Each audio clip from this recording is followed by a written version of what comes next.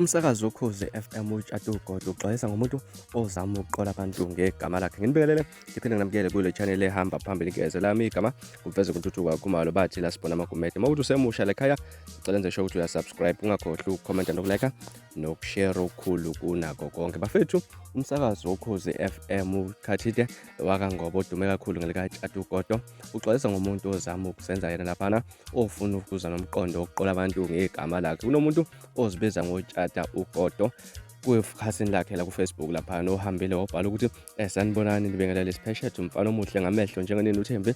Wonke umuntu onekhono uzosizakala kanye nalabo abadinga umsebenzi bazosizakala nabo, njengoba ngike ngachaza ukuthi nginawo u-official Facebook account ngivule lona ngoba ngifuna ukusiza wonke umuntu odinga usizo. Kuwo wonke umuntu onekhono wasesha ukuthi WhatsApp uDJ Tira waseyifaka inamba, wasesha ukuthi uDJ Tira is a busy man kodwa ngicela ukuthi maye ngaphendula ngokusheshsha ubekezele. Wasithi abadinga umsebenzi eThekwini municipality is looking for a people who start working permanent position.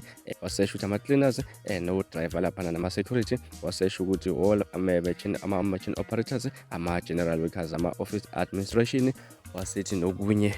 uTshathugodo uhambile waye ekhasini lakhe ku-Facebook wafike waziqhelanisa nalo mbhalo kanye nelikhasi elikhandwe yilo mnumzane oyigwerekwere. Bafethu, wasethi niqaphele nali iqola nganza kwethu enexwayisa nabanye buka negama lami ukuthi kulibhale kanjani lokho komhlwehle. Wasesihleka nje wathi lol. Bafethu, izona ndaba esinika zona namhlanje kwezinkezweni esixwayisa khona ukuthi niqaphele ngabantu abazama ukuba amaqola bazibize ngabanye abantu. Bafethu, bekulolu daba enginika namhlanje kwezinkezweni, ngakhohlwa ukusubscribe, ukulike kanjalo futhi nokushare okukhulu kunakho konke. Nisiphathe kahle, nibe nosuku olumnandi, nginithanda kakhulu.